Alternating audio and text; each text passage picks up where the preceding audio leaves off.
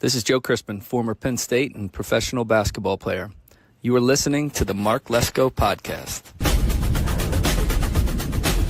I think you said that he could have gotten more separation. There were some technique fundamentals in the receiver that weren't perfect in the 80s. I had to throw in a few points of criticism. What was it like playing in March Madness? I mean, we have it going on right now.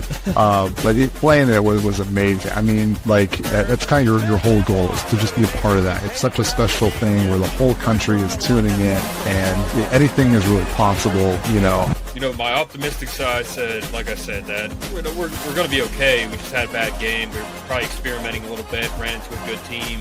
When you first started playing football, you know, did you always want to play in college? No, I was growing up. I was a big baseball guy. Loved baseball. And then 8th grade, I remember I got a call from my uncle, Coach Nagel. He's like, hey, I got the job. And I was just like, all right, I'll play football for it. You played for Joe Paterno. Meeting like the myth, the legend kind of thing, you know what I mean? You have your Joe Paternos, your Bobby Bowdens, your Nick Sabans, Les Miles, you know, those kind of guys. And when you see them in person, you're like, man, it's just like an aura that they have. But runs down the floor, and then I think he either got a dunk or like an and one coming off maybe like a pick and roll or something. But it was awesome to see like how he's really maturing and completing it as a player. Obviously doesn't have the accolades that Tom Brady does, but we're pretty much getting a Tom Brady, you know, when he went to the Bucs. That's what's happening. We're getting a guy who's at the end of his career. Attitude would never, I mean, dude, we thought Big Ben was a diva. There is no one probably in this NFL like world that you can think of that would probably match what Aaron Rodgers brings when it comes to being a diva. You are listening to the Mark Lesko Podcast, a podcast by diehard fans for fans. It's as honest and as raw as sports talk can be. Thank you for listening to the Mark Lesko Podcast. Hey, everybody, this is Greg Garrity. So Anthony Lottie will punt it away from the 41. Greg Garrity is the deep man for Penn State at the 10-yard line. Former Penn State receiver and 2016 Big Ten champion. You're listening to the best Penn State Nittany Lion podcast, the Mark Lesko Podcast.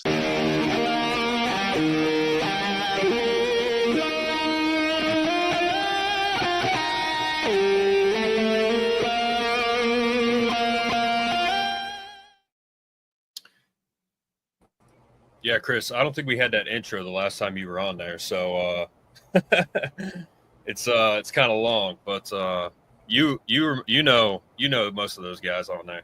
Oh, 100%, of course. AJ Wallace, you remember him? Oof, how could I not, man? I mean, anytime the ball got in his hands back in the 2006, 2007, just 2008, just anytime the ball got in his hands, you were holding your breath because you knew he was going to do something special, whether it was punt returns, kick returns, receiver, corner, it didn't matter. The dude was an electric factory when he had the ball in his hands. Well, you know, Justin King was a huge recruit. One of the, I think to this day, he's top 5 recruits we've ever gotten at Penn State. And people forget that AJ Wallace came in 2006, and he was probably more dynamic and a better player than Justin King because he did a lot. And he was probably just as fast as Justin King. Yeah, it was one of those player comparisons where I feel like it was hard to compare the two because one was an apple, one was an orange. You can't compare the two, but they're both great in their own ways. I mean, King, they did the same thing with King as they did with Wallace. They started him out on the offensive side of the ball in year one, transitioned him completely to defense and special teams for the most part. But I think having two athletes like that where you can put them on either side of the ball and they do a lot of damage, it's like you don't find that a whole lot nowadays. And to have two of them at the same time, it's like it's crazy. Yeah, like Justin King, for example, when he came in, he played receiver and corner. I remember particularly against Ohio State.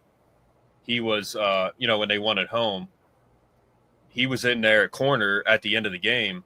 And to put a freshman in at that time is pretty wild, but that was really the first time Joe played freshman between D. Wheels, Deion Butler, Jordan Norwood, Justin King. I mean, that class was insane. And then you bring in, because when I had AJ on, he said, yeah, he committed the night of the All-American game, the Army All-American game. It was him and Maurice Evans, Chris Bell, Jared Aldrich, they all committed. And he said, yeah, he's like, I was committing to either Florida State or Penn State, depending on who won. And that was like a 4 overtime win. So thank God we won. But yeah, he came in and, dude, right away, he was a factor.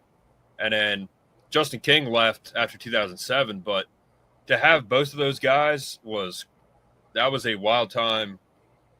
That turned around Penn State football, and it hasn't stopped since. I mean, and I told AJ that. I was like, dude, you 05 and 06 guys, you changed the program. And, I thanked him. I was like, you're a legend. He laughed, but I said, you're a legend. So it was just it's like absurd thinking about it now that 2005 specifically was, I mean, geez, I was 6 years old in first grade, but it was still some of my core, childhood memories that I started going in the back end of the dark years. And I was at that 2004 6-4 game. It was the dreary October day. I remember it vividly. It was dreary October day. It was just probably one of the worst football games I've ever watched. And I didn't know, 5-year-old me being naive and not really knowing a whole lot. If I was like, is this really what I signed up for? And little did I know what was coming. But to see that turnaround and to have freshmen be the best players on that 05 team, it's like, well, okay, the ball's rolling now. They have a core set up for the next couple of years. And you could argue that 2007 was supposed to be what 2008 was, that the stars aligned. You had a veteran-heavy team, and they just completely self-destructed. That loss to Michigan early on, when Michigan was off that loss to App State and Oregon, they were getting whooped. They did beat Notre Dame, but that was probably the worst Notre Dame team we've seen in God knows how long. And it's like they're 1-2 or wherever it was, and they took it to Penn State. Mike Hart, I think, had almost 200 yards, almost 40 carries. They couldn't stop the run, and that was what killed them. Then you get destroyed by Ohio State. You blow the lead at Michigan State. It's like, come on, guys. Like, I know you're better than this. Go out and show it. And then 2008, they ran it back. And I think there was a small portion of a what if in 2008, despite how disgustingly good that team was. Sean Lee did not play that year. And it probably wouldn't have mattered because Joe put Darryl Clark back in while he was hurt against Iowa. But still, like, you can play the what ifs all you want, but in the end, it really doesn't matter. Well, 2007, they said we're going to win a national title. Derek Williams said it. And Michigan, it was 14-9 was the final score. I remember there was one particular play where they could have scored a touchdown. I think it was like 12. It was like, I don't know. It was like, I think it was 14-9 at the time, and Morelli overthrew a quick route to, I think it was like Deion Butler or something. Like, they were inside the 10, I think, or the 20. And I knew after that, I'm like, we're not going to score. And we didn't score a touchdown. Yeah. And that was disappointing. But, Sean Lee being out that year, 08, is like Kevin Winston being out last year. It was a huge factor, a huge loss. And, 05 at Michigan, heartbreaking loss. 08 at Iowa, heartbreaking loss. Those are 2 years where they could have gone to the national title. Now 05, even if they went undefeated, it probably would have been like 94 all over again. We would have been left out. Because they would have been. They 100% would have been left out. Yeah. So I was hoping that Texas would lose to, I think they played Colorado State in the final game, and then USC played someone. And I'm like, please God, one of these guys lose. They didn't, but 08, I think they would have gone to the national title, and I think we've talked about this before. I think they would have had a shot against Florida or Oklahoma, but I don't know if they would have won. But that team was so good. 08 team was so good, and I think they ran into the best team in the country that year, which is USC and Mark Sanchez. I mean, they just threw all over them. I think you look back to 2008 specifically, and obviously Florida had that loss to Ole Miss where Tim Tebow had that fiery speech that you're not going to see a team play as hard as we will the rest of the year and a player play as hard as I will the rest of the year. And if Penn State does go undefeated, we're not talking about that 2008 Florida team. They go play Oklahoma in the national championship game, but I think Oklahoma probably would have not whooped Penn State silly, but won comfortably. And you just add that to another another rung of the what if that is the Penn State football program since 1887, essentially, that it's just one massive what if, and it sucks. Yeah, man. 99, they had a shot. 97, they had a shot. God. And then 85, they lost to the Boz in the national title. They lost to Bear Bryant in 80 I think. 78. And then they were undefeated like 2 or 3 times in the 70s. But yeah, it's just one of those things where this year we're going to get into it here. We're going to talk the coordinators, the head coach. We're going to talk the roster breakdown. But let's start with so Chris, you were on here once before. You were working for CBS at the time. What are you doing now? So right now I'm just a current grad student at Penn State studying strategic communications through Penn State World Campus, spending my time out in State College during the academic year, back home on Long Island for the summer, just taking a summer class, keeping to myself, keeping busy, and just trying to find something out in town for a job while I'm in school, and then we'll keep exploring from there. But it's been good so far. I really can't complain. Yeah, man. So you spoke about the fact that you were in the Belisario College. I was it was just a college comm at that time when I went. I graduated 2015, and all of our classes were out of Innovation Park. I literally had to get a car to go to class. And now with Belisario College, you said it's in Walker, and it's a nice setup. And now you're back, which is awesome. And you spoke very highly of the Belisario College. The man that made he made NCIS, and what's the other show he made? Magnum PI. And then I thought there was like one other show, military show that he made that was popular. But yeah, everybody pretty much knows who he is, and particularly because of NCIS. That's a great show. Mark Harmon and those guys. I think it's still going. Like they still got new episodes coming out. But great show. One of my favorite shows growing up. So Chris, Brett, welcome back on. Brett, Brett always has eye issues because he's staring at a screen all day with his job. So he started wearing sunglasses. And last night I was wearing sunglasses too, just to match them. But yeah. Sorry for being late, guys. I was running around. The weather's all good. Bad, so. Max should be on soon. He's a viewer. I'll have him introduce himself too. But so to jump into it, and I think everybody's good on time today. Yeah. 2024. We lose to Notre Dame, which sucked because we had an immense amount of talent, and we were immensely more talented than Notre Dame. And still, I got Notre Dame fans on my TikTok and YouTube talking crap. Chris, we call them the most delusional fan base in college football. It's bad. So Ohio State's close second, but Notre Dame's taken over. So it sucked losing to them because they got so lucky that Allers tried to dirt the ball and he didn't dirt it. He threw it to the other guy, and then they kick a field goal to win. What do you think about last year?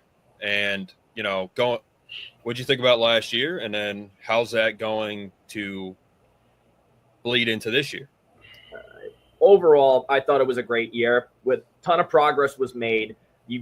Most wins in program history, number one. That's nothing to scoff at. I get you want to win a national title every single year, and that's your objective every single year. But 13 wins, most in program history, that's nothing to be ashamed of, number one. You got your 2 playoff wins that, people can say whatever they want about who they played, the path and all that. They won 2 playoff games. I don't care. It didn't matter if they had Ohio State's path or someone else's path. Doesn't matter. They won 2 playoff games. That's also fantastic. You survived your 3 trap games against USC, Wisconsin, and Minnesota. And you think back to years past, those are games they likely lose. Yeah, there's always one trap game every single year for Penn State. Always. Under Joe's tutelage, that was games that they would lose. The early Franklin years, those are games that they lose, but they didn't. But again, they won't get credit for it, which not my problem. But you got to start winning top 5 games. That's the biggest. Mm-hmm. That's the biggest headliner. You need to start winning these top 5 games. And I did a little bit of crunching before I came on, and Penn State only has 3 top 5 wins since joining the Big Ten in 1993. Michigan in 94, Arizona in 99, Ohio State in 2016. And they're 3-29 overall since 1993 against top 5 teams. That's atrocious. Yep. That is absolutely atrocious. You have that bitter taste in your mouth after the Notre Dame loss, and something's got to change. I don't know what they got to do to change it, but something's got to change. You can't be losing this amount of top five games. I get it. It's not easy to win those games. I completely understand that. You just got to get one. Get that one. Get the ball rolling again. The record's still going to be bad regardless. Just get the one and keep it going. Even top 10, right? Like top 10 is awful too. I think Penn State has maybe 20 AP top 10 wins all time in his program history. Again, that's not good. No. I'm going to keep it in the Franklin era here. He is 3-17 against top 10 teams. He is 1-10 against Ohio State and 3-7 against Michigan. So, yeah, you're right. Something needs to change. Last year I thought was the year that we would win a national title. And I even thought that in 2023. For me, I just wanted to make the playoff. Last year was the first time they made the top 4. So if it was still top 4, we would have made it with Ohio State's loss to Michigan, which was amazing. So they made the top 4 last year, finally. 2022, I said they need to win against Michigan or Michigan or Ohio State, and they're in the playoff. They didn't do that. 2023, again, beat Michigan or Ohio State, you're in. They didn't do that. 2024, you got to win a big game. I wouldn't even consider Notre Dame a big game, and they lost. Now, if they went on to play Ohio State, we wouldn't have lost like Notre Dame did, like they always do. But I think we would have played better. I don't know if we would have won. I don't think we would have won. That would have been the biggest win in the history of Penn State if they did. But last year we didn't have receivers. This year we have. Okay, I'm going to go through the roster here. Aller's a 5-star, number 1 quarterback in his class with Quinn Ewers reclassifying. Number 1 quarterback in his class. We got Gronk a 4-star, Smolik's a 3-star. Nick a 5-star, number 1 running back in his class, respectively. Gatorade National Player of the Year. So we got the number 1 QB and the number 1 running back in their respective classes, 2022. We got Katron, who's a 4 or 5-star guy. Quentin Martin, 4-star. Wallace, 4-star. Corey Smith, 4-star. Tyke Hayes, 3-star. Devontae was a 4. Pena was a 4. Cliff was a 4. Hudson was a 3-4. Saunders is a 4. And then you go down the list. Denmark's a 3. Ivy's a 4. Otten's a 4. Gonzalez is a 3. And then at tight end, we got Dinkins 4. Reynolds 5. Olish 4. Kortovich 3. Rappleyea 4. So they're absolutely stacked on the roster with the specialist guy, with the skill guys. Shelton's a 4-star. Sexton's a 4-star. Ione's a 3. Williams is a 5. Ono's a 4. Dawkins was a 3. I mean, he's a 5 now. Cousins was a 4. Shanahan was a 3-star transfer. Birchmeyer was a 4. Rucci's a 5. Donka's a 4. And then, that's the offense. And then at defense, we got Denai's a 5. Anai White's a 4. Harvey, to me, he's a 4-star guy, but he's a 3-star guy. I love him. Zariah's a 4. Granville's a 4. Williams is a 3. And then Durant, he's a 5 now. He came in as a 3. Artis is a 3. The only 4-star guy we got at D tackle was Andrews, with TJ Cunningham leaving. DeLuca was a 0-star, but he's the man. Campbell was a 4. Speckle was a 3-4 guy. Rojas is a 4. Nelson's a 4. And then Harris at corner, he's a 5-star guy. Elliott's 4, and then the rest are 3s. Zakee Wheatley, he was a 3-star guy, but we all know that he's amazing. And then DeJuan Lane, he's a 4. Khalil Mack's a 4. Or, sorry, not Khalil Mack. King Mack. Yeah, King Mack is a 4. Belgrave Shorter, another guy who's a 3-star, but, we're absolutely stacked, man. That's why I went through that, because this is the most stacked roster I've ever seen at Penn State. And it gives me – I know going into 08, we didn't really know what was going to happen, but I knew we were going to be good. And it starts with the first game. They blew out Coastal Carolina 69-10, I think was the final score. And then 2017, we went into that season with extremely high hopes, but the receiver room was not very good. The O-line was not good at blocking. So to compare like 2 great seasons, same with 05, we didn't know what we were getting. Michael Robinson was the quarterback. He was just a freak athlete. That's why he's playing quarterback. But this is the most stacked roster we've ever had. This is the most excited roster we've ever had. This is the best coaching staff we've ever had. So can we get it done? We got a tough schedule, but we got, I mean, to get into the coordinators, we got Kotelnicki, who is like, he's a savant. He's a encyclopedia for young coordinators to learn from. He's that guy. Jim Knowles, I mean, the number 1 defense in the country last year with Ohio State.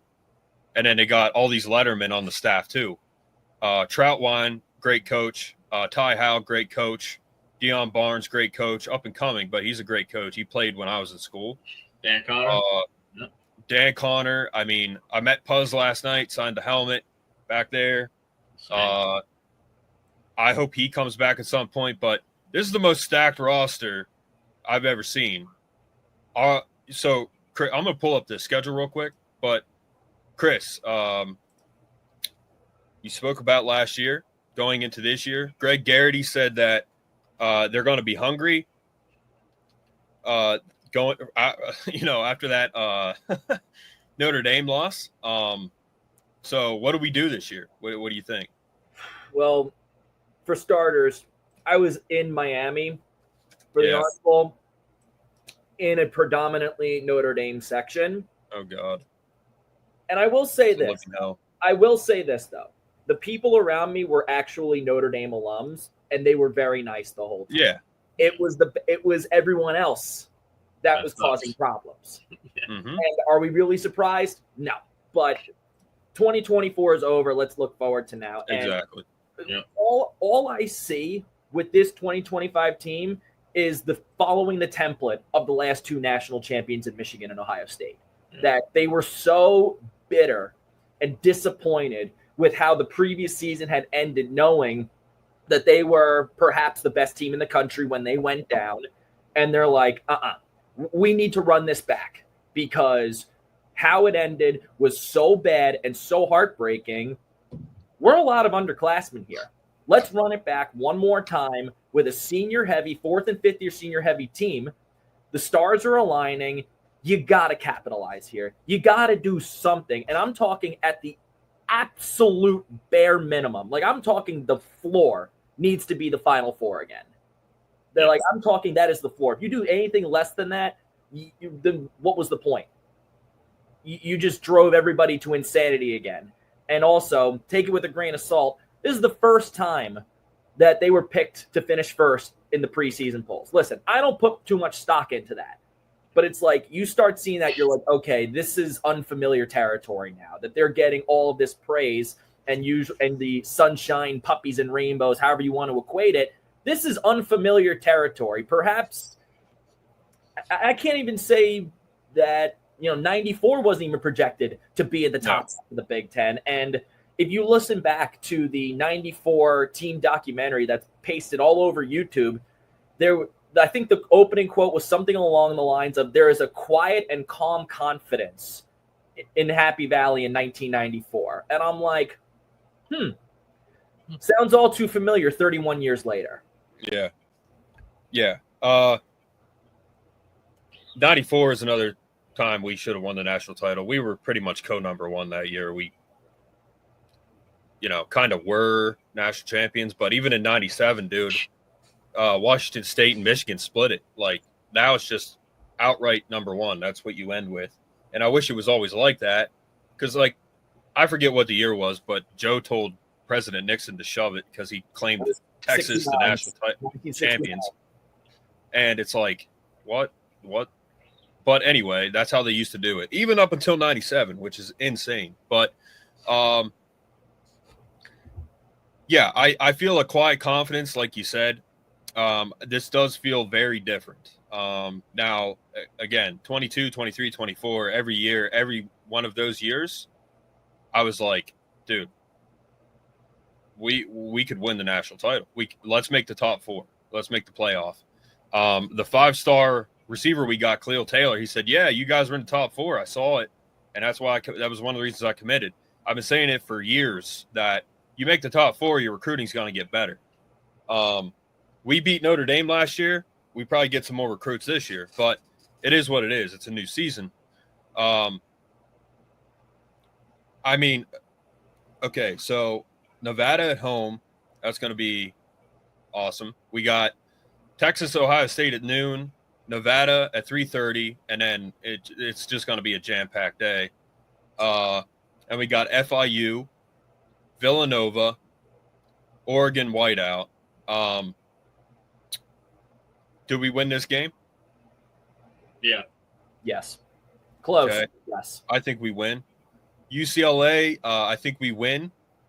Northwestern, we win. Iowa, do we win this game? Yes. First trap game, yes. Okay. Just win. So 7-0. Ohio State, do we win that game? No. Yeah, I don't know. It's hard to pick that one. I mean, I hope we do, but I'm going to pick us to lose that one. All right. Indiana, they're going to be in the game. They're really good. So do we win that? Just win. I think they do. Coming off a loss, if you come off a loss to Ohio State like they did in 23 and sleepwalk against Indiana, you're going to get into trouble. Get after them early, bury them early, and coast. That's it. We should win by 7-10 for Indiana. We should. Just win the game.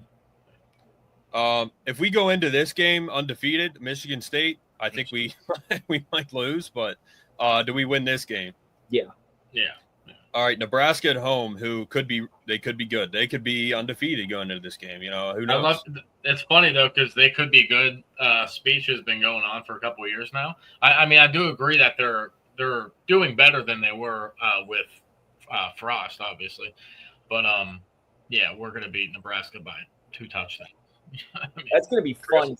I find the Nebraska one so intriguing just because the timing of the game, number one, the new TV deal with NBC, that if the stars align, could you imagine a 7:30 kickoff where you didn't really think twice about it at the beginning of the year, but then you have, let's say, 9-1 Penn State against 7-2 Nebraska under the lights, freezing. Well, it'll be another whiteout. Yeah, that would probably be either the helmet stripe or the stripe out. But regardless, that's the type of games you think about, like a real old school 1980s style type of game, which I think that's what we're going to get against Nebraska at the end of the year. I'm excited about it because we haven't played Nebraska in like 5 years, man. Yeah, Matt Rule, Dylan Raiola coming into town. It could be 94 again, another revenge game like they did in 2002. When they blew out number 7 Nebraska, Richard Gardner had to pick 6 and all that stuff. So Oregon could be undefeated. Indiana could be undefeated. Nebraska could be undefeated. Ohio State could be undefeated. We could be playing 4 undefeated teams this year. And at that 4th game, bro, like 4-0 is 4-0. So they'd be higher than us because I think they have an extra game in there. And then Rutgers, they could be undefeated too. I'm just kidding. Rutgers, we win. So my thoughts. So Chris, what's our regular season record? I'm going 11-1 overall and 8-1 in the conference, and I think that should be good enough to get them back to Indianapolis. Against who? I really can't say because you got to see how it shakes out with tiebreakers and all that. But I like the chances of going 11-1 and getting back to Indianapolis. All right. It'll be Oregon and Ohio State. One of those teams is who are going to play in the Big Ten championship. We're going to go 11-1, or that's what I'm predicting. But I think that's what we're going to go. All right. So I have 3 possibilities that I've thought of. 2 of them are likely. 1 is not. I'll start with the unlikely one of the 3. We go like 9-3 or 8-4 because this is a hard schedule. All right, unlikely, but it's possible. Unfortunately, knock on wood, doesn't happen. That's labeled as dumpster fire. I wouldn't label that. Yeah, that would be atrocious. Yeah, and then Franklin. Yeah, that's Franklin might be on the hot seat. I don't know, yeah. But we're not losing that. Or it could go 11-1. Because why think we beat Ohio State? We don't. Why think that? But I do think, and I have a feeling that, and I've listened to, I've watched thousands of hours of podcasts. Yeah. One of them was a Michigan guy that Brett sent me, and I agree with him. He said, I think as stacked as this roster is, with the addition of Devontae Ross, Kyron Hudson, Trevor Pena, who are all conference in their respective conferences. Dude, this is what I think. We're so stacked that at the end of this regular season, we're going to say, how did we not think this? They're going to go undefeated. They're going to dominate every team, and they can beat Ohio State. But you have to factor in who's Oregon got. They got Dante Moore coming in, good head coach. They just got probably one of the best O-line prospects ever since Tony Mandrich. And yeah, you know what I mean. Tony Mandrich going into the NFL was a top prospect, but probably still the highest rated lineman of all time going into the draft. But Ohio State, a lot of question marks. Lost 12 guys to the draft. They got Julian Sain coming in. Same with Michigan. They got Dante Moore coming in, the richest quarterback in college football. And they don't, dude, they're just – I don't know how Ohio State does this year. I don't think they're going to be that good. And for them, that's like 10-2, 9-3. That's not good for them. That's possible. That's not good for a lot of programs, but I think we're so stacked that we dominate every team and we go undefeated. That is what my gut is telling me, that we're going undefeated and we're going to dominate every team. Well, think about it. If we execute the plays that we didn't last year, those couple plays a game, we dominate everyone. That's what's going to happen. Against Ohio State last year, we didn't score a single touchdown, but we didn't have 3 new receivers at receiver. I think we go undefeated, play, because it's different now, play probably Oregon or Ohio State in the Big Ten title. And then, but do we win a national championship? I say no, because why would I think that? But, man, we could dominate and go 16-0. I mean, it's. I just want to get there. I just want to get there. I'm going that far. It could, that's kind of my prediction and what I think. What's up, Michael? That's what I think could happen, man. I mean, I think we dominate every team on our schedule, and then we'll see about the Big Ten title, and then we'll see about the playoffs. But I think this team is so stacked that, again, at the end of the year, we could be like, man, why didn't we all think this? Now, we know why we don't think this, because historically they don't do that, but they're so stacked that I just think that could happen. So, Chris, what do you think? I'm just having a hard time seeing them go undefeated, just because we've been burned so many times when it comes to predictions like this. And with Ohio State specifically, this is giving me flashbacks to that losing streak that Penn State had against Michigan for those years, 97 to 07. That, yeah, you play them tough in a couple of games. Yeah, you get your butt kicked in a couple of games. but I'm not going to predict them to beat that team until I see it with my own eyes. Because I have no reason to believe that Penn State is just going to march into Columbus, a place that they've only won 3 times since 1975. Mhm. Like, what makes you think that after 50 years and only winning there 3 times that it's going to change? That place is a house of horrors for this program. And until I see them go into Columbus and win, not just win by a little, but win in relatively convincing fashion, I'm just going to keep penciling that in as a loss until I see otherwise. And by the way, Chris, who Mark was talking about, the Michigan fan, he's actually really good. He's unbiased as anybody. College football with Sam. You probably heard he's really good. He's really good. So he does analytics and all the numbers. If he's talking well about Penn State, he's definitely unbiased. That's for sure. He's a big fan of us this year, man. He was a big fan of us last year too. So, Michael, introduce yourself, man. Y'all can hear me? Yeah. Hear me pretty well. All right, yeah. Nice to meet y'all, Michael. I've talked to Cave, talked to Mark a little bit. Your name's Chris, man? Yes, sir. Yeah, nice to meet you, man. Nice to meet you as well. From Texas, been a Penn State fan all my life. Family's from Erie, Western PA, so excited to talk some ball. Nice, man. Yeah, how'd you find pretty us, rough Michael? up in Erie right now? You said what? I hear it's pretty rough up in Erie right now, just like gang-related stuff. And I mean, to be honest with you, it's a lot of my dad's family. I haven't talked to a lot of the older generations that are still there, so I don't hear much from them. But that's my claim to the state. And then what did you say, Mark? How'd you find? Because you're a viewer, so how'd you? Find us? I don't remember. I think I just seen Cave in the comment sections. I had talked to Cave a bunch, and because I saw him on a bunch of different posts, and then followed him eventually, and then found the show through there. So nice. pretty organically. Yeah, cool. Yeah, it's always good. I want to have more of you guys on here, viewers. Right. Which to think that we have people that watch us consistently and want to actually come on here is cool. But there are some of you out there, so that's cool. But welcome on, man. Thank you.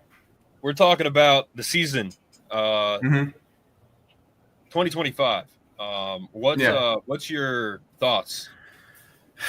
I mean, I really think the 11-1 is. I think, I don't know. A lot of people are talking about Dante Moore, first-year quarterback. I don't know if I would consider him a first-year quarterback, while that UCLA season was not probably as daunting as what he'll face.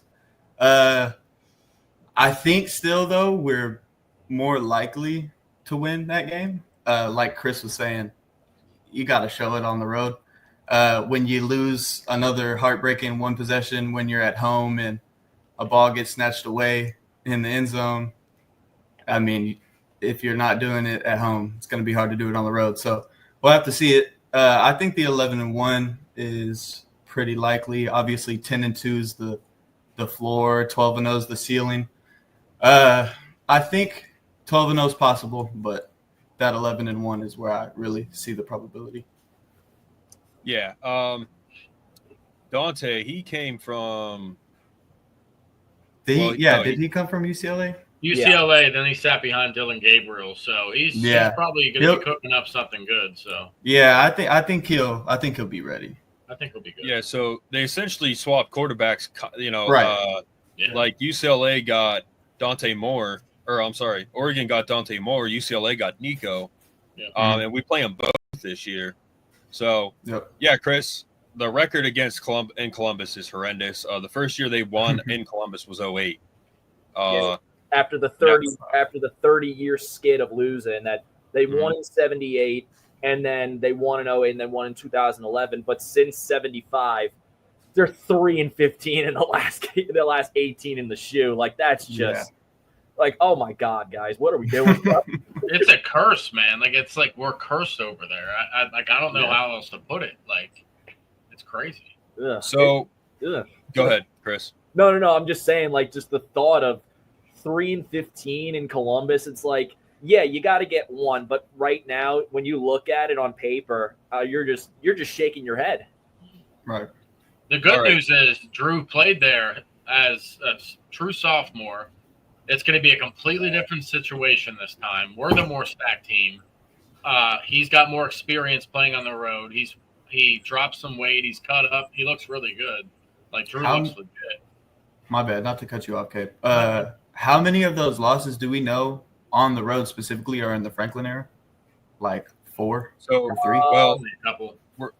Franklin's 1-10 against Ohio State, so cut those in half. Half, yeah. 4.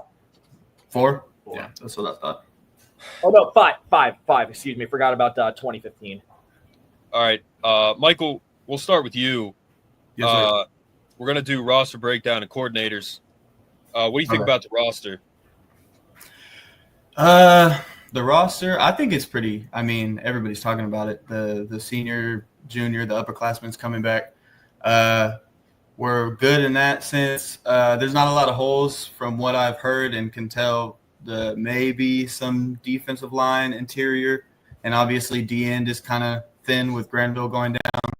And then linebackers, not necessarily that is there, but Keon Wiley, I mean, injured all last season. So we're going to have to see where production is going to come from. But I think the dude, Amari from North Carolina, I think he'll do all right. So I think all around, I mean, the more and more you kind of look at it, it's the hype of you got to get it done this year is kind of, it really is there. And then the other thing was, besides the roster, was the coordinators. Is that what you had said, Mark? Yeah. Yeah, I think, one of the best tandems in college football when you go and get a rival's defensive coordinator who just won a national championship, and then you have a guy who was considered, top 5 maybe offensive coordinator prospect. Get him in year 2, second year in the system. Should be great. Sure. Chris, we'll go to you. So, numbers-wise, Franklin is 101-42 at Penn State. Mm-hmm. Top 10 teams, 3-17, 1-10 against Ohio State, 3-7 against Michigan. Chris, what's your overall thoughts of the roster and the coordinators right now? I mean, you could contest that this is perhaps the most complete team in the country. You could make that claim and back it up with no problem. You can make the claim that this is the best coordinator duo in the country. I won't necessarily go that far, but you can make that claim. But just in general, I think this is a top 5 roster in the country and I'd say about top 8 staff in the country. Now, just because you are one of the most complete teams does not mean that you are the most talented. And I don't necessarily think that Penn State is the most talented team top to bottom in the country, just because I have the concerns about defensive tackle depth.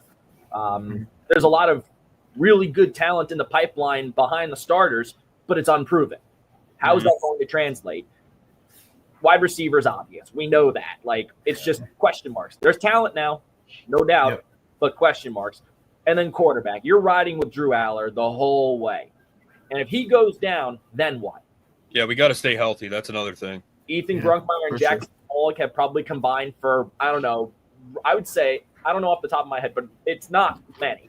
That Brunkmeyer only played a handful of snaps in the SMU game, and Jackson Smolik got reps against Delaware in 2023. Like, the sample size is so small, and if Drew Aller gets hurt, that's the big question. Then what? You have nothing else behind him. Yeah. Brunkmeyer in the game is pretty bad. So I mean, his first throw was an interception. Granted, that the ball should have been caught, but the ball was right on the face mask. Yeah, right. Mark was talking about EA, but yeah. Yeah, I was talking about EA. Oh, they disrespected EA. They made him 75 or something. So like Indiana's good in the game, Oregon's good in the game, Ohio State's okay, Nebraska's pretty good, but so Brett, your thoughts of the roster? I mean, Brett and I have talked about this a million times, but I agree with most of the coordinators. I agree with most of what was said. I do think we have a top 3 staff easily in the country. Top 8, I think, lowballing a little bit. Kolonicki in year 2 with we think is going to be a better receiver room. You got the tandem back, the offensive line's back. I think he's going to go crazy. I actually think our offense is going to be better than our defense this year. That sounds crazy, but that's what I'm predicting right now. I think if the offense gels like I think it's going to moving into year 2 with Kolonicki, I think we could be really good. Defense, because, like you said, defensive tackle depth, even if what's his name? Alonzo Ford is back and healthy, like how does he play after that injury, right? Like he was playing really well at Wisconsin before he got hurt. So I'm not worried about that if he does come back full healthy. But behind that, Xavier Gilliam and those guys are going to have to take a step. Ty Blanding. Another hot take, Amari Campbell, I think, is going to play a lot as the season goes on. But Dom DeLuca and Tony Rojas are going to be the starting linebackers. That's who's going to start. So, like you were saying, Mark, Dom DeLuca is the man. He just knows how to make plays. He finds the ball. Tony Rojas, without a shoulder injury, could be scary. He played with a shoulder injury the whole year last year for the most part. So when people said he couldn't tackle, it's not that he can't tackle. It's that try tackling somebody with a hurt shoulder. You need your shoulder to tackle somebody.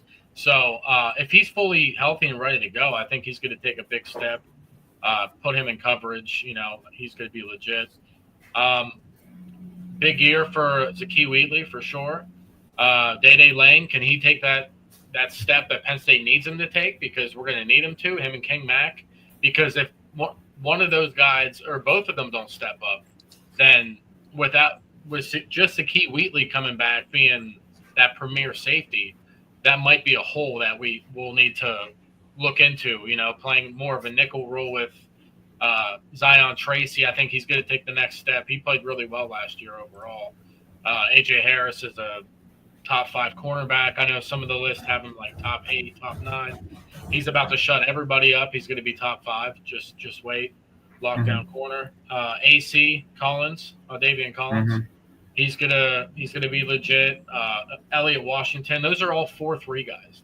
Both of those guys run 4.3s. They got the speed to keep up. They're more physical. Seen them in practice highlights and stuff.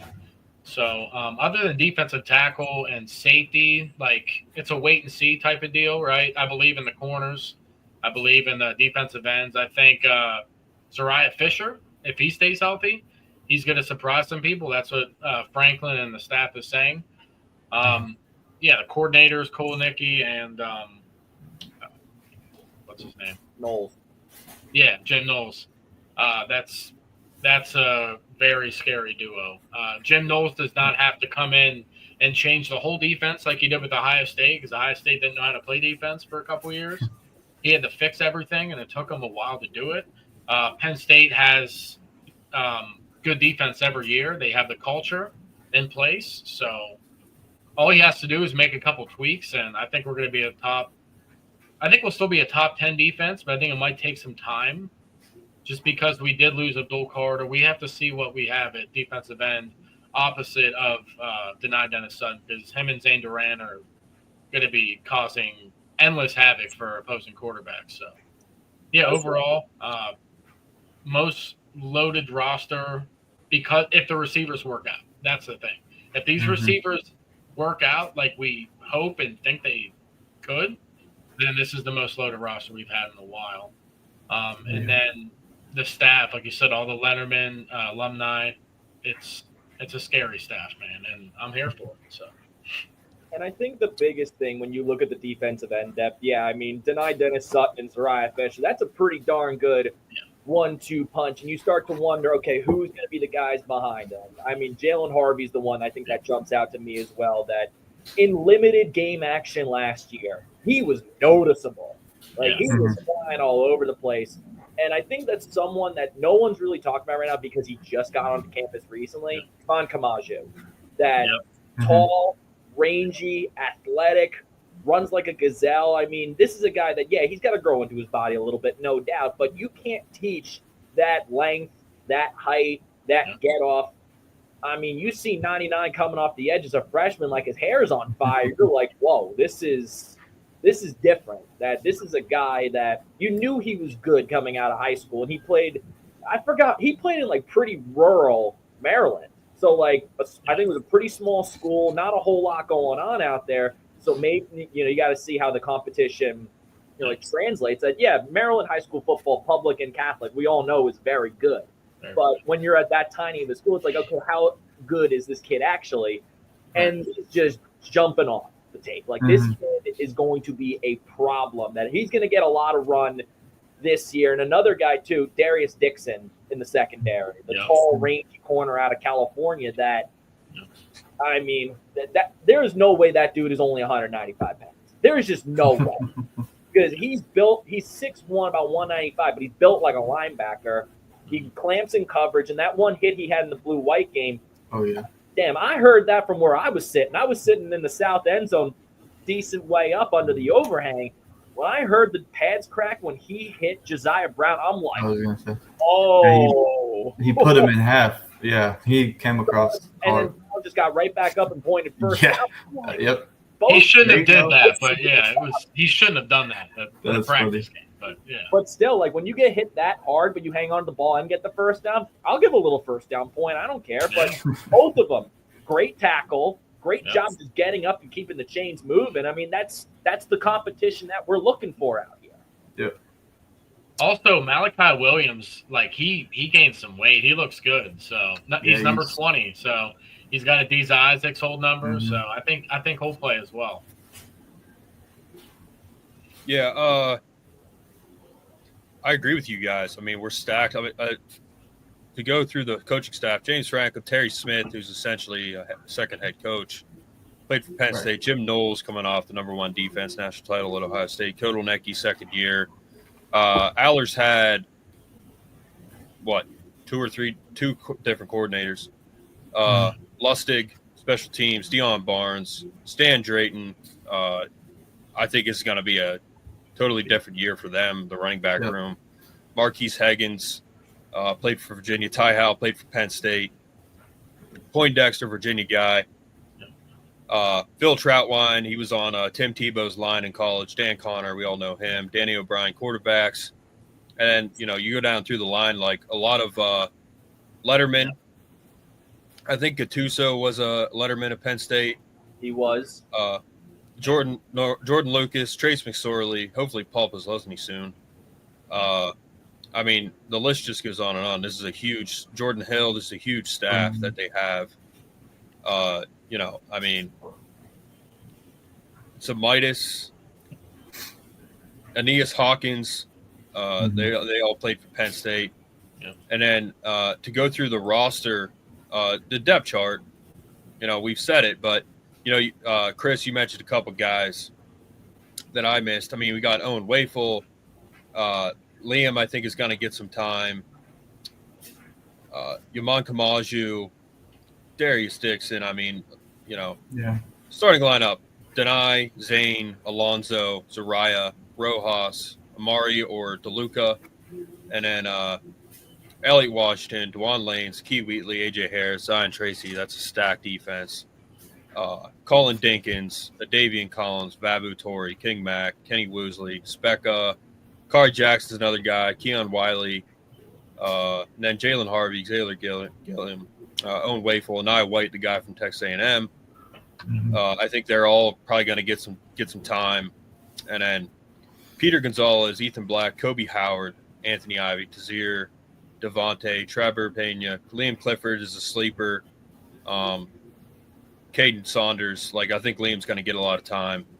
And then the line stack, Drew Shelton, Javen Williams, Garrett Sexton, Vega, Birchmeyer, Chimdiona, Nick Dawkins, Dom Rowley, Cooper Cousins, TJ Shanahan, Nolan Rucci, Donka, who was good last year, Egan Boyer, tight end, most stacked tight end room in the country, Khalil Dinkins, Luke Reynolds, Rapplier, Schlaffer, Olish, Aller, Grunk, and then running back room is stacked too. So Singleton, Catron, Quentin, Corey Smith, Cam Wallace, Tyke Hayes, they're stacked. So, sorry, that didn't switch over. But Yeah, I mean it's absolutely stacked. I thought last year we were the most talented team in the country. I think Chris, you don't think that we're the most talented, right?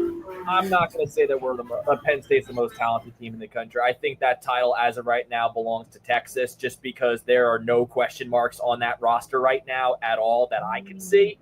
That Penn State's question marks are more so defensive tackle depth and wide receiver production. They don't have those problems, so that's why I'm giving the nod to them. That again, like I said, just because you're the most complete team in the country doesn't mean you're the most talented. I think Texas's blue chip ratio is also significantly higher than Penn State's. And again, all that talent can get you so far, but the collective team body is the biggest thing, I would say.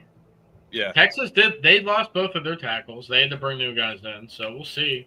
But that's not like a for sure thing for Texas. So both of their guys went to the draft. I mean, with Franklin's overall record and the fact that Jim Knowles came in, I mean, that's another thing that bringing in Jim Knowles, that's just the cherry on top. Why I think that they could potentially go undefeated. I mean, it's like they're absolutely stacked everywhere. So sorry, my camera kicked me off, but yeah, so it's just one of those things where across the board, man, this is probably the best we've looked in a long, long time. And how's it match up to like the Ohio States, the Oregons, and then in the playoffs, how's it match up? We'll see, but we got to stay healthy. Granville's down, which sucks. That always happens, man. Like we get one guy that goes down. I think it was Artis last year that went down. Fisher went down for the second time or third time in his career. Yeah. So they got to stay healthy. Yep. But I wanted to mention Kobe Howard. I forgot completely about him. He's going to play this year. He's physically ready. Like he does not look like a freshman. He's pretty fit, man. So I think he's gonna play at some point. So. Yeah, that was something that Nick Dawkins had mentioned as well at the media days, that him and Drew were talking a lot about Kobe Howard. And then also in winter workouts, again, I don't put too much stock into like competitor of the day and all that, but his name kept coming up consistently, and the footage that came out of practice of him running routes and undressing defensive backs, like the really good ones too. I'm like, okay, we might have something here. Like this is good. I like what I'm seeing here. Yeah, Florida receiver. Yeah. Yeah, 3-star guy, 5'11", 185. He's actually 200 pounds now. That's wrong. He's like 205. Yeah. Well, I've said multiple times on here that I saw Zane Durant after the Notre Dame loss, and I see him recently, and he's put on quite a bit of weight, good weight. I mean, he's a big dude. I don't know what he's weighing in at. Whatever they have listed on here, I don't think is right. Let me see. What do they have him at?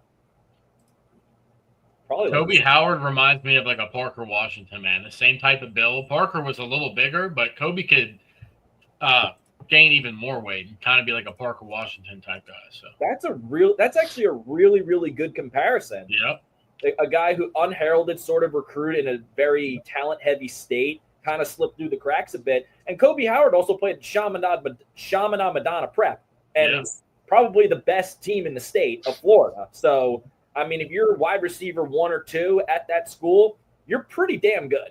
Yeah. And he broke his hand, so he actually missed some time. Yeah.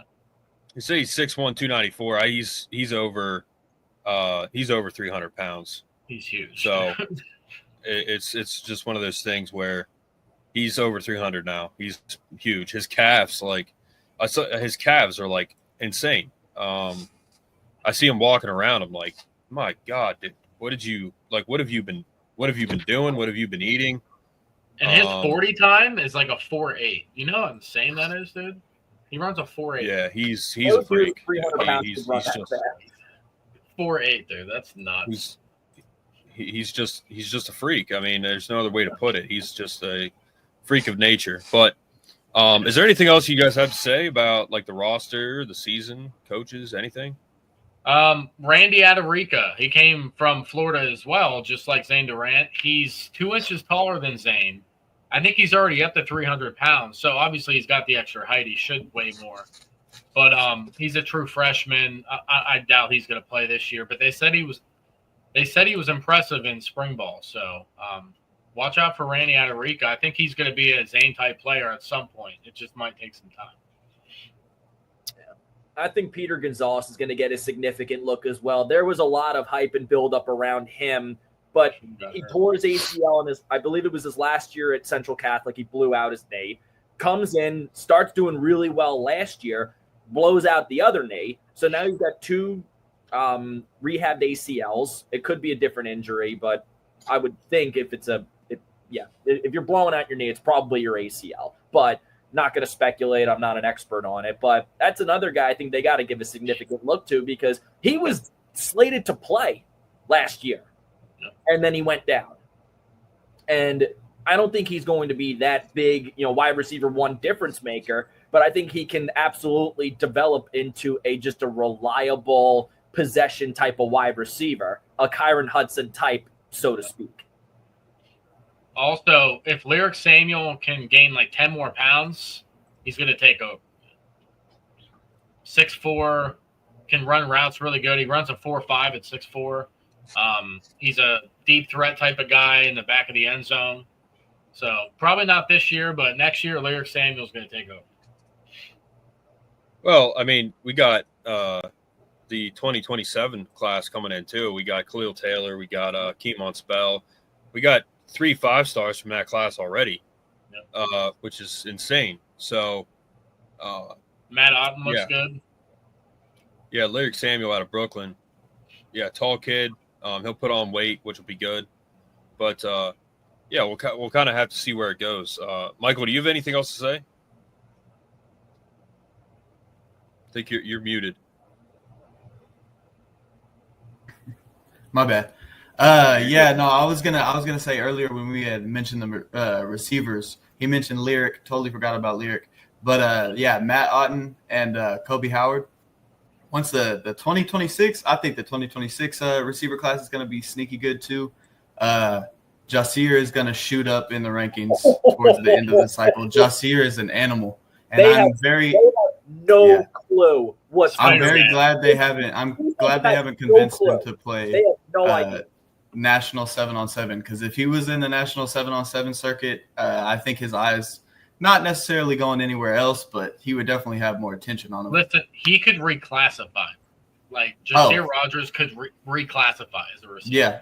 He's the regional camps and stuff he's doing, every highlight from all of the regional camps he's doing, nobody's guarding him. That dude is it's insane. He's a 3-star. On 3 has it right. On 3 has him as a 4. Did he put him at a 4? Yeah. Okay. 247 needs to catch the hell up. So I was gonna say they just did the mergers with the rivals in the on 3, so bumped him up a little bit. But then, so when this last class of receivers, and that class of receivers, and then like you said, Khalil Taylor eventually, once they all get together, I think that's gonna be a good wide receiver core. Davion Brown too. He looks good. Oh yeah, I totally forgot about Davion too. You're Roger. Yep. I talk about it with my friend pretty consistently, and we keep saying the same thing, and they're like, I don't know. I don't even think Penn State fans truly understand what they're getting with Jasir Rogers. Like on the surface, they're like, yeah, he's a good player, but I'm like, I don't think you truly understand the magnitude at which this guy is going to go crazy when he gets on campus. He's going to play immediately starting in 26. And I don't even know how to describe him because he's a conglomerate of all these different receivers that we've seen in the past. He's got a little bit of Deion Butler in him. He's got a little bit of KJ Hamler in him. He's got a little bit of Jahan Dotson in him. It's like all of these stud wide receivers that Penn State's had in the past, like you mishmash them all together and you end up with Jasir Rogers. And he's criminally underrated. And you know what? Keep it that way. I don't want anyone else to know who this guy is because then when he makes a name for himself, we're like, who's this guy? It's like, well, we've been hinting at it the whole time. You just didn't want to listen or you chose not to listen. So it's not our problem. But the one attribute I think he has that none of those guys had, his hops, dude. He can jump so high. Yeah, he has a 42-inch vertical type of thing. I don't know for a fact, obviously, but He's got a 40-inch vertical, probably. He's got a crazy jump, dude. That's one thing about this year, man. Like, they really have to take advantage and hopefully win a title, because next year the roster is going to look totally different. I mean, I don't think a single 22 guy that's prominent on this roster is a redshirt, so we're losing all them. Aller, Singleton, Katron, Denai, I think they're all true seniors. So, and you don't see that in college football, man. You don't see these guys staying like that anymore. So it's going to look totally different next year. What's that? Yeah, Zane Durant as well. He's a true senior. He didn't redshirt his first year. He burnt that red shirt within the first 4 games of the 2022 season. Yep. I mean, with these guys, you know, I don't know how Grunk is going to be, or Smolik, if they were potential starters for next year, but, you know, they might have to dip into the portal for a quarterback. You know, who knows? They might have to actually go out and get a name for a quarterback this year.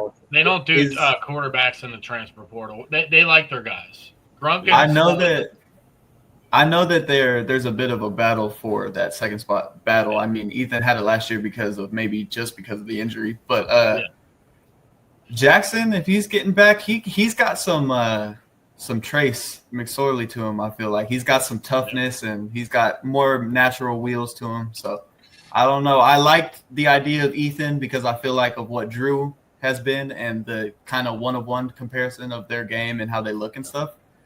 But then hearing a little bit more about Jackson is like, I wish Bo would have stayed, man, because you can transfer and go play now, but you could wait one more year, be the starter, be Trace McSorley 2.0, and maybe have a Cam Newton type of year where you play 1 year and then you go on. But he looked just like Trace McSorley, dude. It's crazy how similar they were. That's what I'm fearful for possibly the running back group in a year or two when that too, man. We're so stacked there. Messiah gets in there next year. I think maybe Corey or Quentin might be looking for, but hopefully not. Obviously, knock on wood. Don't want that. Would love 5-6 guys. I think the running back room we might have some transfers, but tight end room I think we're okay. But I mean, I think next year it's going to be. What's that?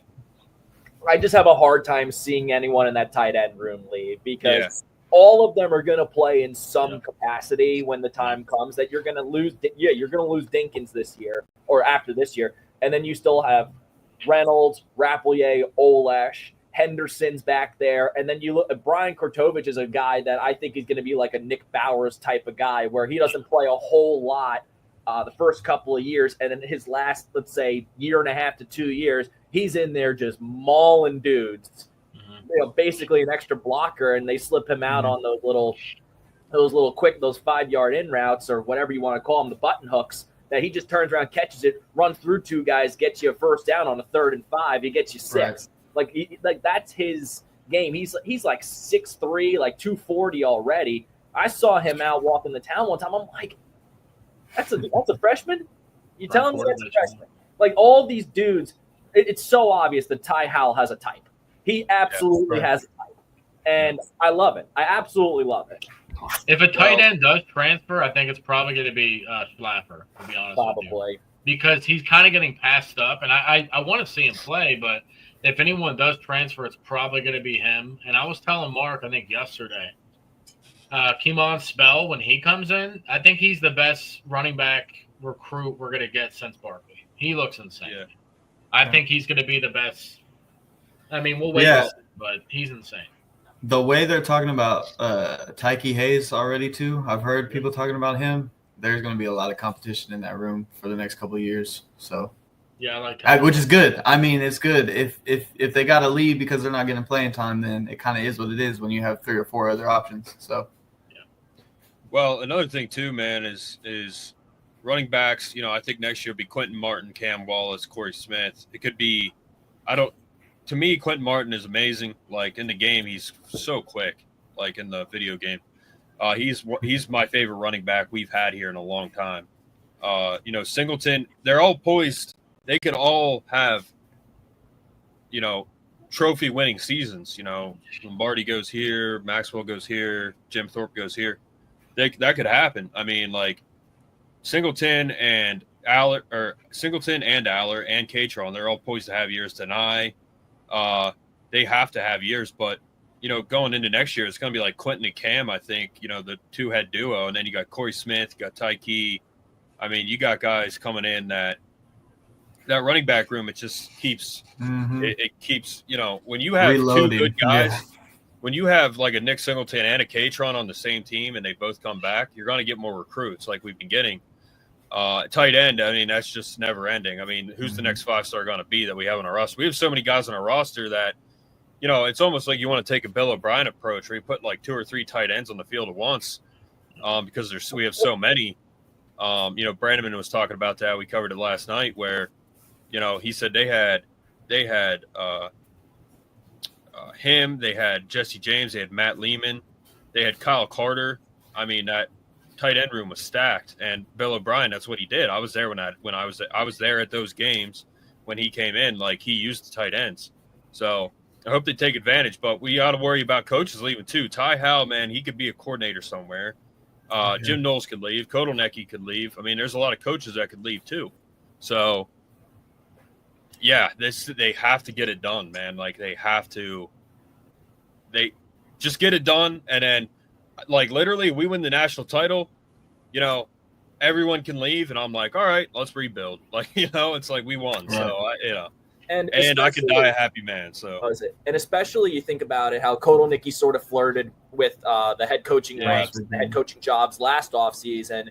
I think if he does end up leaving, regardless of how the team does this year, if he does end up leaving for a head coaching position at the conclusion of this season, I think your offensive coordinator in 26, again, this is purely speculation, I think your offensive coordinator in 2026 is already on the staff, and that's Ty Howell.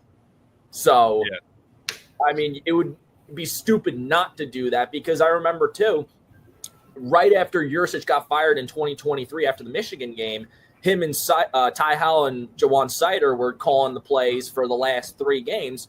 And go figure, it was 3 of the best offensive outputs of the season. I'm thinking to myself, who could have saw this coming? Everybody did. Ty Howell's going to adopt the same mindset that Kotelnicki does of get the playmakers the ball. We're gonna run the ball. We're gonna get the ball in the hands of our playmakers. We're gonna let the tight ends do their job. A former tight end, a former offensive lineman, catering to the offensive lineman and the tight ends. Okay, I'm in. Sign me up. Right. Yeah. I definitely think. Sorry, Mark. Go ahead. No, go ahead. Okay, I was gonna say I definitely think maybe not this year, but it's hard to see. I don't know what I would think more. If we don't win the national championship, is Kotelnicki more likely to leave, or if we do win, is he more likely to leave? I think the win is probably more likely, but I think it's one of the last year or two, probably, especially if he keeps doing as well as he's doing. But I like that idea of keep it in-house, because you go Ty Howell, and then you give him 2-3 years to audition for his head coaching job, and then you hire Trace McSorley. You bump him up the ranks. Hey, Joe Moorhead offense for like a year or two, and Joe Moorhead was off the races too, and that was one of our best offenses in a while. So give it to Trace. Give him the keys. Yeah, I like that, yeah. Well, it could be him. I like Danny O'Brien, man, but I wish Aller had like a seasoned quarterback coach there rather than a Danny O'Brien. He's another guy that could potentially step in. You got Dan Connor, Poindexter. You have lots of guys on both sides of the ball that they could potentially be coordinators, and they could potentially be coordinators at Penn State. So I wish these guys would stay, players and coaches, like a Manny Diaz type. Now, it worked out because we have Jim Knowles, but Manny Diaz, his defense was off the charts. They were number 1 in the country. That game at Ohio State in 23 with when Daquan Hardy had like a career game. I wish like these guys, like, dude, stay here and win a national title. Just stay, but that's just not the world we live in, unfortunately. The days of Joe Paterno keeping the same staff for like 15 years, that's gone. I mean, he had Fran Ganner, then he had Galen Hall, but those are like 2 changes. Dude, he had everyone was there for like a long time. Coach Kenny, Coach Dick Anderson, Mike McQuarrie, Jay Paterno, Scrap, Larry Johnson, Kermit Buggs. They were there. Like, they never left. And when in Vanderland, and you saw when O'Brien came in, like who the good coaches were. Vanderland stayed, Larry Johnson stayed, and like that was it. I think he offered Franklin offered Larry he offered him a spot, but Larry left. But it's just one of those things. It's like, please stay, but it is what it is. But yeah, they got to make it happen this year, man. They have to make it happen. So. And the thing about Jim Knowles, I was going to say, the good thing about him is he does not want to be a head coach. He spoke about it, right? And we have a 3-year contract. I'm going to say I think he stays longer than that. I think we have him for at least 3 years, which is awesome. So that's the good news about that. So the story was he didn't get along with Ryan Day, which isn't surprising. Yeah. He didn't get along with Larry Johnson either. So yeah, I had heard that. Ryan Day, I think he's just so corny. I do. But Ohio versus the world, like, what world are you talking about? Like, man. What world are you talking about, bro? Self-inflicted, all of it. Yeah, no, absolutely. For sure. Blue Hole hooked him, and he got so mad, man. If you want to hate fan bases, just go through my TikTok. You'll hate every fan base in there. It's Ohio State, Notre Dame mainly, but I got so Notre Dame fan base, they hate me. Columbus hates me. Texas hates me. Bears fans hate me. Colorado fans hate me. So, that is what it is. But it's mainly Notre Dame and Ohio State. But oh my goodness, dude. Dude, the Shane Gillis, Shadir Sanders joke was so good. Yep. That's not nepotism at all. He went 13 at 12 and 13. He went 12 and 13 and almost won the Alamo Bowl. Hey, man. Not nepotism at all. Down in San Antonio. All right, guys, to end, since we kind of leaked into the other coaches, Nick Saban, does he coach again? No. I mean, not in college for sure. He said something about Miss Terry, but it was a joke, I feel like. He said something about not liking sweeping, so that might get him back. So, no, he doesn't coach in college again, but there's another league that I think he will coach in, and that's the NFL. So, yeah. Okay, I'll make this. If he does coach in college again, it would be LSU because Brian Kelly's that place is going to be on fire in like 2 years. I just saw this thing that said end of this year it'll be on fire.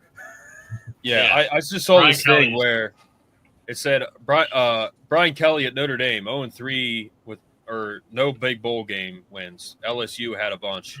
Brian Kelly at LSU, no big bowl games. Notre Dame has 3 big bowl games wins. So but he's got that southern accent, man, so he's got that going for him. But coach is on the hot seat. Brian Kelly's on the hot seat, I think, after this year. Yep. Ryan Day's on the hot seat. Billy Napier, real bad, man. And you don't see like a Sharon Moore coming in like that and then beating Ohio State and then keeping his job. You don't see that happening a lot. It didn't work out with who's the Wisconsin coach? I can't remember his name. Luke Fickell. Yeah. He stepped in at Ohio State. He didn't last. So you don't really see that a lot, but we win the national title. Michigan beats Ohio State again. I'll be happy. So, I mean, going across college football, like Bryce Underwood, bro, like $12 million. That'll never happen again. How's Michigan do this year, do you think? Sharon Moore's a crybaby. I don't like him. I think they're going to be around eight or 9 win team. That defense is still going to be so freaking good. They're big. I say Oklahoma. We're going to learn a lot about them immediately when they go on the road. And to get back with John Mateer, I love that pickup. The Jaden Ott pickup was good too. They revamped Oklahoma everything. Might be good. But I want to just go back real quick to the hot seat talk. I don't think Ryan Day is on the hot seat. Billy Napier, I think they'll give – well, he was done for last year for sure, and then they had the gall and audacity to keep winning. His player saved him his job.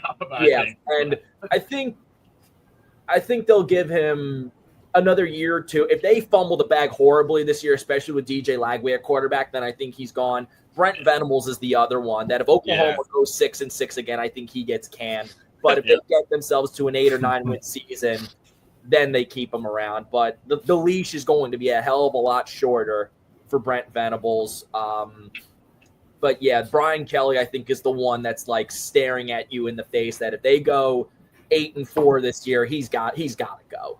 Like you would think. USC and Lincoln Riley just spent $30 million to try to save his job, so we'll see if that comes out. It's Rich Rod. There's going to be a lot of safe couches in West Virginia. He might be one and done, in my opinion. Yeah. We'll see. He's a WVU guy, but you got Venables, Dabo. He's not going anywhere ever. What year Franklin, is Pry in at Virginia Tech? Because if it's 3+, I think he's on the hot seat. I forgot about that one. He's in his third year, right? If it's third year, I think if they have above 500 then this year, if it's his third year and they go above 500, I think this is his fourth year. I think it's his. Wait, hold on. Because he left in 2022 was his first year at Tech. So this is year 4. Yeah, because he was the DC in 21, so 22, 23, 24. So this is year 4 for Pride, Virginia Tech. Yeah. What about Ricky Ronnie? How's he doing at Old Dominion? Surviving. Trent Dilfer, I heard he's staring down, maybe getting fired too. Oh yeah, he's at UAB. Yeah, that's a mess. UAB. Yeah. Shout out to our boy Stevie though. He's working with Ricky Ronnie, so. Yeah, Stevie. Yeah. I mean, you go across the board, man. It's like, I'm trying to think of coaches. Signetti, man. If he has another year, I could see him possibly leaving to go to a bigger school. Kalen DeBoer, bro, they're not going to put up with losing to Michigan, and they're not going to put up with that, bro. Like, I don't know why. Venables should have stayed at Clemson. DeBoer should. I mean, I get why he went to Alabama, but bro, just stay. You're going to the SEC. Are you kidding me right now? You're going to the SEC. Just stay. I do think he'll have a better year though. His offensive coordinator left him for a year, went to the NFL, didn't do anything, and then came right back. Yeah, so, Ryan Grubb's his guy. They were together forever. That those two are joined at the hip. Turned Michael Penix into a. And then Manny Diaz, I think he's good for at least a couple years, but I mean, he didn't do bad. He did good. 8-win Duke. If he keeps winning 8 games a year at Duke, they're going to give him a lifetime contract. Yeah. They got ball there. They have such a statue of him. They have such strict academic requirements at that school for all of its athletes, pretty much. Maybe not basketball, but football. I know for a fact, it's still tough to get kids to go to school there and go play football. And you're basically being dealt 2s and 3s at the card table, and you're like, all right, this is what I'm getting. I'm going to turn this into an 8-win team in the ACC that, all right, you get a bowl game every year. You go 8-4, you go 9-3, maybe contend once every 5 to 6 years. I mean, considering where Duke football was before David Cutcliffe, and look where it is now that Mike Elko and Manny Diaz have kept that momentum going, it's nothing short of admirable, really. Yeah. I will say this though, if Grubb comes in Alabama, if they copy and paste the season they had last year to this year, there's gonna be some tough conversations. If they copy and paste what just happened, it's gonna be rough. I mean, I'm trying to think of anyone else. Lincoln Riley, he's got a stacked roster. Josh Heupel, he's fine. What about who's the guy at A&M? What's his name? Mike Elko. Elko. He's fine. They lost to Notre Dame in the opener last year. Marcus Freeman, he's an elite. To me, he's an elite coach. They're lucky that they have him. Penn State beat him at Ohio State. Who else? You know who's really on the hot seat? Loxley, man, at Maryland. Oh yeah, he's on the hot seat bad. Dude, Loxley Sam Pittman at Arkansas is going to get canned this year regardless. Arkansas, Sam Pittman. Yeah. Loxley at Maryland. If he gets canned, he's coming to Penn State. I think he's coming to Penn State. Him and Franklin are friends. Him and Franklin got heated. No, this is total hypothetical, speculation. But they were almost coming to fists at the end of the game last year. They're friends. They're fine. They might just throw Loxley on the offensive line. He could fill in a gap. Dude, you know what I think? and this might be a first. I think Hugh Freeze, if he gets fired, he's going to Oh, join the yeah. PGA Tour. He's terrible, dude. He's going to join Auburn's the a senior dumpster tour. fire. The senior tour. They're like who 50th else? in recruiting right now. Who else have we got? Let me think.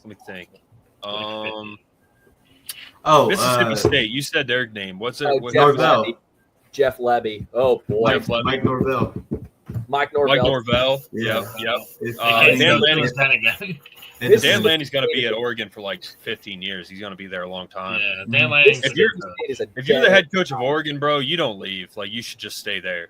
He's kind of a douchebag, but he's a good coach. Yeah. Like I said, he got that kid, that recruit this year that announced on Pat McAfee, that freak lineman, bro. Like, Emmanuel Iheanacho.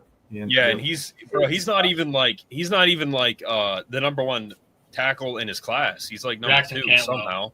Yeah. And he's already as big as Joe Alt, who's the biggest lineman in the NFL. Let me think. Who else?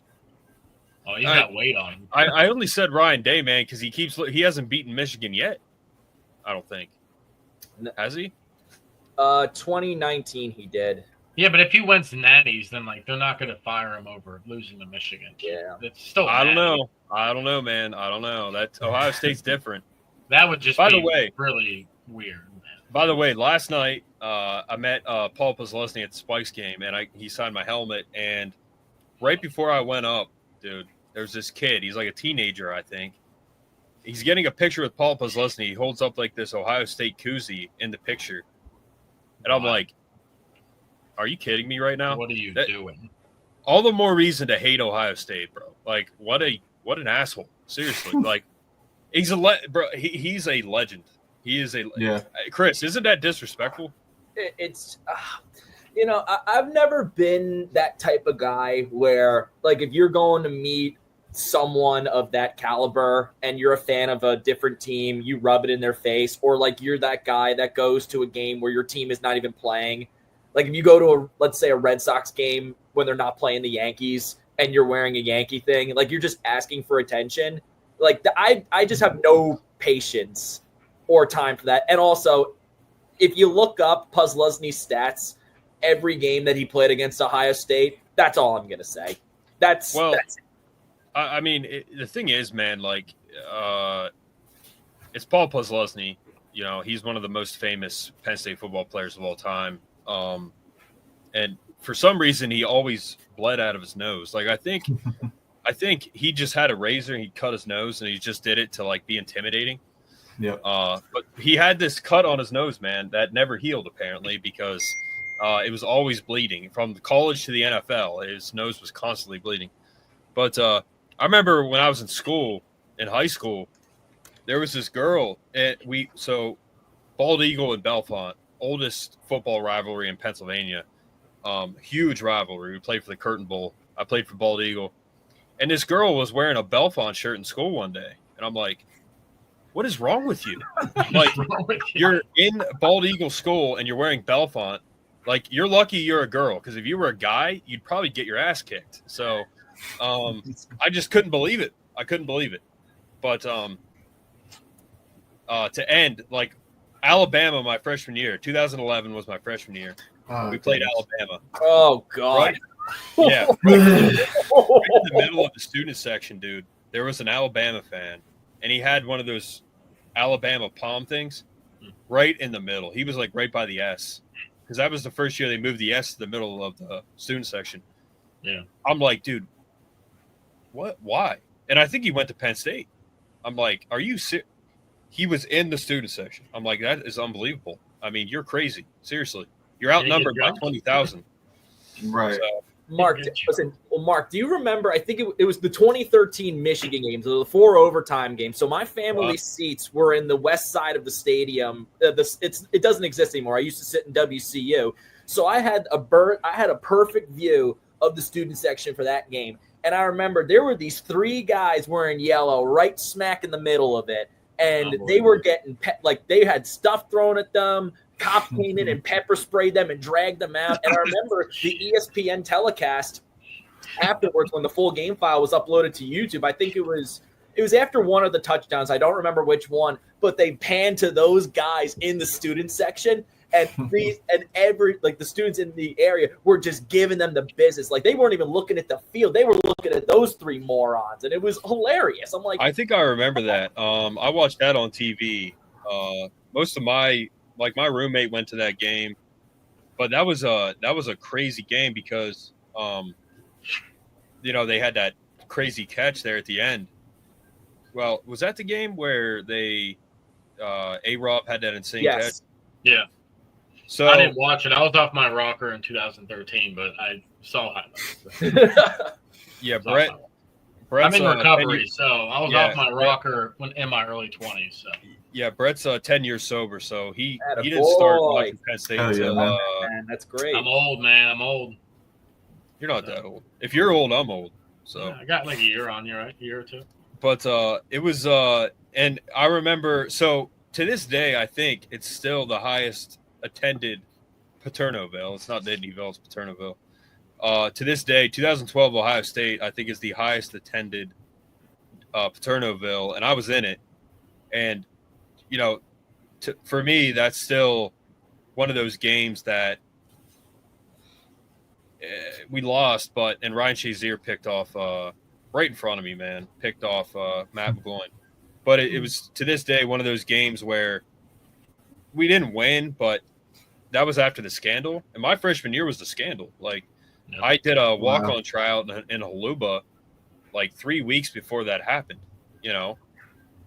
Mike McQuarrie, my contact, was fired. So I was like, well, there goes my chance. But, yeah, man, there's a lot of games we could talk about. But, yeah, I think that's about it. I mean, head coaching-wise, who else could we talk about?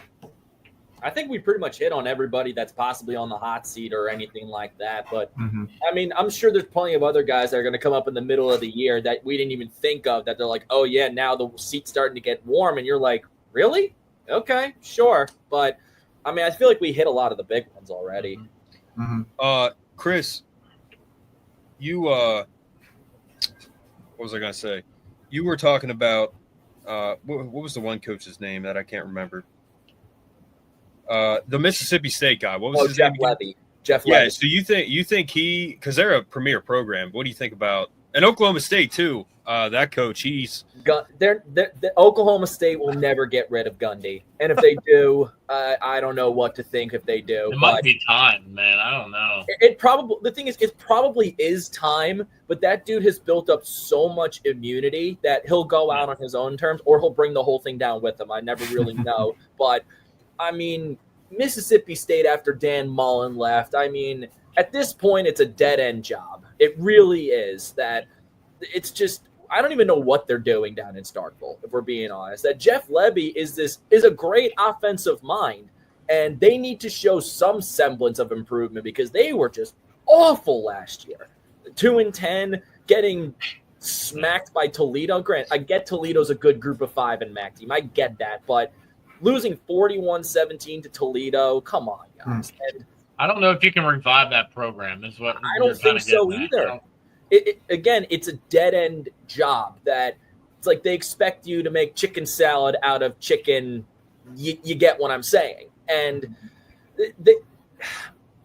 I don't even think they're going to get back to bowl eligibility this year. I think they're due in for another 2-10, 3-9 type of season.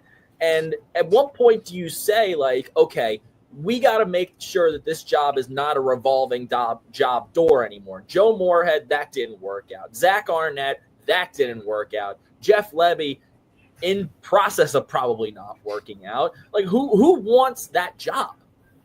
I don't know. Bro, I mean, talking about Gundy, he's been there so long, dude, that he's had like 4 or 5 different looks. He doesn't even look the same. Like I'm a man, I'm 40. He looks totally different now. Like, you know what I mean? He's been there so long. That was in like 2007 when he did that. Yeah. I'm a man, I'm 40 thing. But I'll tell you what, if one of these SEC head coaches gets fired, like Hugh Freeze or any of these guys we were talking about, I think one of the first coaches that people are going to go after is Brett Bielema at Illinois. Would he leave? Because Brett Bielema's a great coach. I think he's fantastic. Do what you do at Illinois is very hard. Who was the head coach of Wisconsin when we beat him in the Big Ten title game? What was his name? Oh, had the glasses. Oh, it was Paul Chris. Paul Chris. Where's he at He was now? there forever. I don't think he's even coaching. I don't think he's coaching. Okay. Yeah, Brett Bielema. Right. I think he'll be on people's list. Yeah. Anything else, guys? I think we're good. We good? We've been on here over an hour and a half, so Yeah, we went hard. Good podcast. It's good to have you on, man. Yeah, I was gonna say thank you. I was late. My bad. I honestly was not even thinking about the Eastern to Central time difference. I was not. You said 3 o'clock, and I was like, 3 o'clock. Yeah, and then you hit me up, and I was like, okay. What are you? 2 hours behind, or not just an hour? But I wasn't even thinking about it. I was not even. Yeah. So my bad. I'll be on time next time. Yeah. All right. Yeah, we're all East Coast. So yeah. Chris, you're still on Long Island, right? Yeah. Nassau or Suffolk? Nassau. Yeah, not that you guys can tell by his accent, but he's from Long Island. He's from New York. It's only on some words, if we're being honest here. Like if I say the word coffee, like I can't help it. It's yeah. I've only been up there once. I was up in Suffolk County where my buddy was from. Yeah. Okay, gotcha. Chris, I told you when I was at Penn State, I dated a girl from Long Island. She was from Stony Brook area. Okay, yeah, that's out there. That's out on the North Shore in Suffolk. That's about an hour from me. Yeah, that's way out there. Yeah, a lot of Long Island chicks that go to Penn State. Yeah. Yep. Yeah, I know, man. I know. Like when I drove there, it took me like 7 hours. Sounds about right. Because I'm from Central PA, so. But all right, guys, if that's it, thank you for coming on. Hopefully we'll get Austin on here at some point. We'll do one more season preview with Matt from Penn State Jerseys at some point. If you guys don't follow him. He's like the Penn State. He is the Penn State football merch. What's the word, Brett? Memorabilia guy. He is the Penn State football memorabilia guy. He's got it all. Yep. On another level. So, all right, guys. Again, thank you. This is nice having you guys on. Yeah, thanks for having me. Appreciate it, Chris. I hope we have you on more, man. You always come prepared. So, I appreciate it, man. I look forward to the next time, and we'll be in touch. Have a good one, guys. I got to bounce out. All right, man. Later. See ya.